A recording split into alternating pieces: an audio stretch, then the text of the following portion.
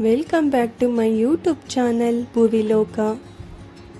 ಇವತ್ತು ನಾನು ನಿಮಗೆ ಆನ್ಲೈನ್ನಲ್ಲಿ ಸೇವಾ ಸಿಂಧು ಪೋರ್ಟಲ್ಗೆ ಹೇಗೆ ರಿಜಿಸ್ಟ್ರೇಷನ್ ಮಾಡಬೇಕು ಅನ್ನೋದನ್ನು ತಿಳಿಸ್ಕೊಡ್ತೀನಿ. ಗೃಹಲಕ್ಷ್ಮಿ, ಗೃಹಜ್ಯೋತಿ, ಶಕ್ತಿ ಯೋಜನೆ, ಹೀಗೆ ಯಾವುದೇ ಯೋಜನೆಗಳಿಗೂ ಆನ್ಲೈನ್ನಲ್ಲಿ ಅರ್ಜಿ ಸಲ್ಲಿಸಲು ಸೇವಾ ಸಿಂಧು ಪೋರ್ಟಲ್ ಅವಶ್ಯಕತೆ ಇದೆ. ಈ ಸೇವಾ ಸಿಂಧು ಪೋರ್ಟಲ್ನಲ್ಲಿ ಅಪ್ಲೈ ಮಾಡಲು ನಾವು ಮೊದಲು ಈ ಪೋರ್ಟಲ್ನಲ್ಲಿ ರಿಜಿಸ್ಟರ್ನ ಮಾಡಿಕೊಂಡಿರಬೇಕು. ಇದನ್ನು ನಾವು ಕಂಪ್ಯೂಟರ್ ಅಥವಾ ಮೊಬೈಲ್ನಲ್ಲಿ ಸುಲಭವಾಗಿ ರಿಜಿಸ್ಟರ್ ಮಾಡಬಹುದು. ಈಗ ನಾನು ನಿಮಗೆ ಮೊಬೈಲ್ನಲ್ಲಿ ಹೇಗೆ ರಿಜಿಸ್ಟರ್ ಮಾಡಿ ಲಾಗಿನ್ ಮಾಡುವುದು ಅಂತ ತಿಳಿಸ್ತೀನಿ. ಅದಕ್ಕೂ ಮೊದಲು ಇದನ್ನು ಏನಕ್ಕೆ ಮಾಡಬೇಕು ಅಂತ ಹೇಳ್ತೀನಿ. ನಾವು ಯಾವುದೇ ಗೌರ್ಮೆಂಟ್ ಸ್ಕೀಮ್ಗಳಿಗೆ ಆನ್ಲೈನ್ನಲ್ಲಿ ಅಪ್ಲೈ ಮಾಡಲು ನಮ್ಮ ಆಧಾರ್ ನಂಬರ್ನಿಂದ ಯೂಸರ್ ID ಕ್ರಿಯೇಟ್ ಮಾಡಬೇಕು. ರಿಜಿಸ್ಟ್ರೇಷನ್ ಮಾಡದೆ ಯಾವುದೇ ಅರ್ಜಿಯನ್ನು ಈ ಸೇವಾ ಸಿಂಧು ವೆಬ್ಸೈಟ್ನಲ್ಲಿ ಅಪ್ಲೈ ಮಾಡಲು ಆಗೋದಿಲ್ಲ. ಹಾಗಾಗಿ ಮೊದಲು ಆನ್ಲೈನ್ನಲ್ಲಿ ಈ ಎಲ್ಲ ಸ್ಕೀಮ್ಗಳಿಗೂ ಅಪ್ಲೈ ಮಾಡಬೇಕು ಅಂತ ಅಂದ್ಕೊಂಡಿರೋರು ನಿಮ್ಮ ಮೊಬೈಲ್ನಲ್ಲಿ ಸೇವಾ ಸಿಂಧು ಪೋರ್ಟಲ್ನಲ್ಲಿ ರಿಜಿಸ್ಟರ್ ಮಾಡ್ಕೊಳ್ಳಿ. ಇದನ್ನು ಹೇಗೆ ಮಾಡಬೇಕು ಅಂತ ನಾನು ನಿಮಗೆ ಈ ವಿಡಿಯೋದಲ್ಲಿ ತೋರಿಸ್ತೀನಿ. ಹಾಗಾದರೆ ಬೇಗ ನಮ್ಮ ಚಾನಲನ್ನು ಲೈಕ್ ಮಾಡಿ ಹಾಗೂ ಸಬ್ಸ್ಕ್ರೈಬ್ ಮಾಡಿ. ಬನ್ನಿ, ಮೊಬೈಲ್ನಲ್ಲಿ ಹೇಗೆ ರಿಜಿಸ್ಟರ್ ಮಾಡುವುದು ಎಂದು ನಾನು ನಿಮಗೆ ಸ್ಟೆಪ್ ಬೈ ಸ್ಟೆಪ್ ತೋರಿಸ್ತೀನಿ. ಮೊದಲು ರಿಜಿಸ್ಟರ್ ಮಾಡಲು ನೀವು ನಿಮ್ಮ ಆಧಾರ್ ಕಾರ್ಡ್ ನಂಬರ್, ಆಧಾರ್ಗೆ ಲಿಂಕ್ ಆಗಿರುವ ಮೊಬೈಲ್ ನಂಬರ್ ಹಾಗೂ ಇಮೇಲ್ ID ಎಲ್ಲನೂ ಬೇಗ ರೆಡಿ ಮಾಡ್ಕೊಳ್ಳಿ. ಈಗ ನೀವು ನಿಮ್ಮ ಮೊಬೈಲ್ನಲ್ಲಿ ಗೂಗಲ್ ಕ್ರೋಮ್ ಓಪನ್ ಮಾಡ್ಕೊಳ್ಳಿ. ಅದಾದಮೇಲೆ ನಿಮ್ಮ ಮೊಬೈಲ್ ಸ್ಕ್ರೀನ್ನಲ್ಲಿ ರೈಟ್ ಸೈಡಲ್ಲಿ ಮೇಲ್ಗಡೆ 3 ಡಾಟ್ಸ್ ಕಾಣಿಸ್ತಿದೆ, ಇದನ್ನು ಕ್ಲಿಕ್ ಮಾಡಿ. ಇಲ್ಲಿ ನಿಮಗೆ ಡೆಸ್ಕ್ಟಾಪ್ ಸೈಟ್ ಅಂತ ಕಾಣಿಸ್ತಿದೆ, ಈ ಬಾಕ್ಸನ್ನು ಕ್ಲಿಕ್ ಮಾಡ್ಕೊಳ್ಳಿ. ಇದನ್ನು ಮಾಡ್ಕೊಳ್ಳೋದ್ರಿಂದ ನಿಮಗೆ ಕಂಪ್ಯೂಟರ್ನಲ್ಲಿ ಕಾಣಿಸೋ ಹಾಗೆ ಡಿಸ್ಪ್ಲೇ ಮೊಬೈಲ್ನಲ್ಲಿ ಕಾಣಿಸುತ್ತೆ. ಈಗ ನೀವು ಗೂಗಲ್ನಲ್ಲಿ ಸೇವಾ ಸಿಂಧು ಲಾಗಿನ್ ಅಂತ ಸರ್ಚ್ ಮಾಡಿ.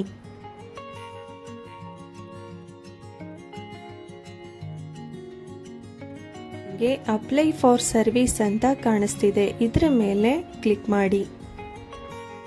ಈಗ ನಿಮಗೆ ಸೇವಾ ಸಿಂಧು ಲಾಗಿನ್ ಪೇಜ್ ಕಾಣುತ್ತೆ. ಇಲ್ಲಿ ನೀವು ಸ್ಕ್ರೀನ್ನಲ್ಲಿ ರೈಟ್ ಸೈಡಲ್ಲಿ ಮೇಲ್ಗಡೆ ರಿಜಿಸ್ಟರ್ ಅನ್ನೋದು ಪಿಂಕ್ ಕಲರ್ನಲ್ಲಿ ಕಾಣಿಸ್ತಿದೆ, ಇದನ್ನು ಕ್ಲಿಕ್ ಮಾಡಿ. ರಿಜಿಸ್ಟರ್ನ ಕ್ಲಿಕ್ ಮಾಡಿದ್ಮೇಲೆ ನಿಮಗೆ ಈ ರೀತಿಯ ಒಂದು ಪೇಜ್ ಕಾಣುತ್ತೆ. ಇಲ್ಲಿ ನಿಮಗೆ ಸೇವಾ ಸಿಂಧು ಕರ್ನಾಟಕ ಅನ್ನೋದು ಕಾಣಿಸುತ್ತೆ. ಇಲ್ಲಿ ನೀವು ಸ್ಕ್ರೋಲ್ ಡೌನ್ ಮಾಡಿ. ಇಲ್ಲಿ ನಿಮಗೆ ಎಂಟರ್ ಆಧಾರ್ ನಂಬರ್ ಅಂತ ಕೇಳ್ತಿದೆ. ಈ ಬಾಕ್ಸ್ನಲ್ಲಿ ನೀವು ನಿಮ್ಮ ಆಧಾರ್ ಕಾರ್ಡ್ ನಂಬರನ್ನು ಬರೆಯಿರಿ. ಇದ್ರ ಕೆಳಗಡೆ ನಿಮಗೆ please enter the following text in the box below ಅಂತ ಕೊಟ್ಟಿದ್ದಾರೆ. ಇಲ್ಲಿ ನಿಮಗೆ ಈ ಬಾಕ್ಸ್ನಲ್ಲಿ ಕಾಣಿಸ್ತಾ ಇರೋ ವರ್ಡ್ಸ್ಗಳನ್ನ ಪಕ್ಕದಲ್ಲಿರೋ ಬಾಕ್ಸ್ನಲ್ಲಿ ಬರಿಬೇಕು. ಸೇಮ್ ಅಲ್ಲಿ ಹೇಗಿದೆಯೋ ಆ್ಯಸ್ ಇಟ್ ಈಸ್ ನೋಡಿಕೊಂಡು ಬರೀರಿ.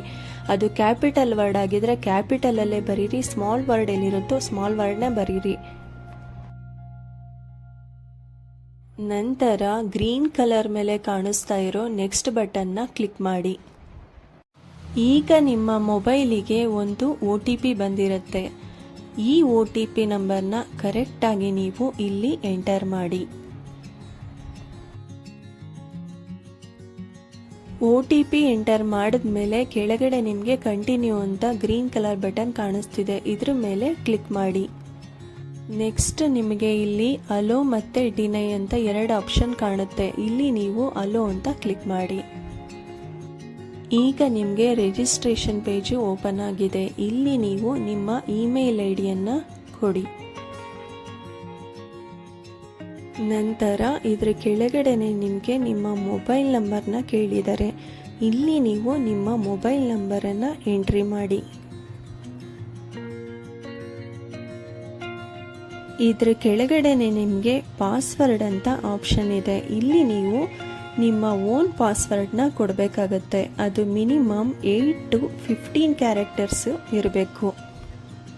ಇದರಲ್ಲಿ ಫಸ್ಟು ಸ್ಪೆಲ್ಲಿಂಗ್ಸು ಪ್ಲಸ್ ಸಿಂಬಲ್ಲು ಮತ್ತು ನಂಬರು, ಇದಿಷ್ಟು ನಿಮ್ಮ ಪಾಸ್ವರ್ಡ್ನಲ್ಲಿ ಇರಬೇಕು. ಸ್ಪೆಲ್ಲಿಂಗ್ಸ್ನಲ್ಲಿ ಒಂದು ಲೆಟರು ಕ್ಯಾಪಿಟಲಲ್ಲಿ ಇರಬೇಕು. ಫಾರ್ ಎಕ್ಸಾಂಪಲ್ ನಿಮಗೆ ಗೊತ್ತಾಗಲಿ ಅಂತ ನಾನೊಂದು ಪಾಸ್ವರ್ಡ್ನ ಇಲ್ಲಿ ನಿಮಗೆ ಟೈಪ್ ಮಾಡಿ ತೋರಿಸ್ತೀನಿ.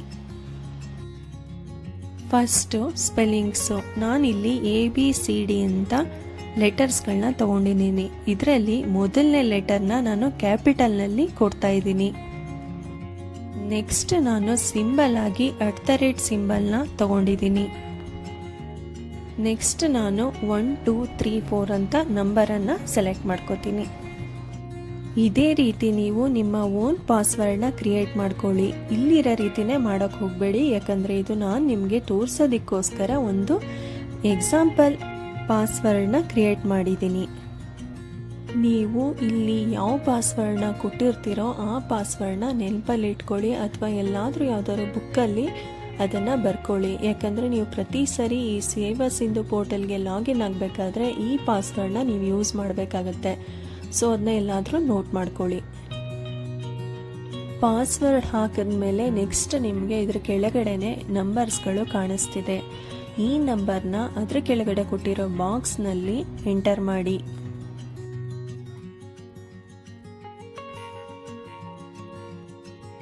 ನಂತರ ಸಬ್ಮಿಟ್ ಬಟನ್ನ ಕ್ಲಿಕ್ ಮಾಡಿ. ಈ ರೀತಿ ಸಬ್ಮಿಟ್ ಮಾಡಿದಾಗ ನಿಮ್ಮ ಮೊಬೈಲ್ಗೆ ಹಾಗೂ ಇಮೇಲ್ ಐಡಿಗೆ OTPಗಳು ಬರುತ್ತೆ. ಈಗ ನಿಮಗೆ ಈ ರೀತಿ ಒಂದು ಪೇಜ್ ಕಾಣಿಸ್ತಿದೆ. ಇದರಲ್ಲಿ ನಿಮ್ಮ ಇಮೇಲ್ ಐಡಿ ಕಾಣಿಸ್ತಾ ಇರೋ ಜಾಗದ ಕೆಳಗಡೆ ಒಂದು OTP ಕೇಳಿದ್ದಾರೆ. ಇಲ್ಲಿ ನೀವು ನಿಮ್ಮ ಇಮೇಲ್ ಐಡಿಗೆ ಬಂದಿರೋ OTPಯನ್ನು ಎಂಟರ್ ಮಾಡಿ. ಇದ್ರ ಕೆಳಗಡೆ ನಿಮ್ಮ ಮೊಬೈಲ್ ನಂಬರ್ ಕಾಣಿಸ್ತಿದೆ. ಇದ್ರ ಕೆಳಗಡೆ OTP ಕೇಳಿದರೆ ನಿಮ್ಮ ಮೊಬೈಲ್ ನಂಬರ್ಗೆ ಬಂದಿರೋ OTPನ ಇಲ್ಲಿ ಎಂಟರ್ ಮಾಡಿ. ನೆಕ್ಸ್ಟ್ ನಿಮಗೆ ಇದ್ರ ಕೆಳಗಡೆ ವ್ಯಾಲಿಡೇಟ್ ಅಂತ ಗ್ರೀನ್ ಬಟನ್ ಕಾಣಿಸ್ತಿದೆ. ಇದ್ರ ಮೇಲೆ ಕ್ಲಿಕ್ ಮಾಡಿ. ಈಗ ನಿಮಗೆ ಈ ಪೇಜಲ್ಲಿ ಯು ಹ್ಯಾವ್ ಸಕ್ಸಸ್ಫುಲಿ ರಿಜಿಸ್ಟರ್ಡ್ ಅಂತ ಕಾಣಿಸ್ತಿದೆ. ಈಗ ನೀವು ಕಂಪ್ಲೀಟ್ ಆಗಿ ಸೇವಾ ಸಿಂಧು ಸರ್ವಿಸ್ ವೆಬ್ಸೈಟ್ಗೆ ರಿಜಿಸ್ಟರ್ ಆಗಿದ್ದೀರಾ.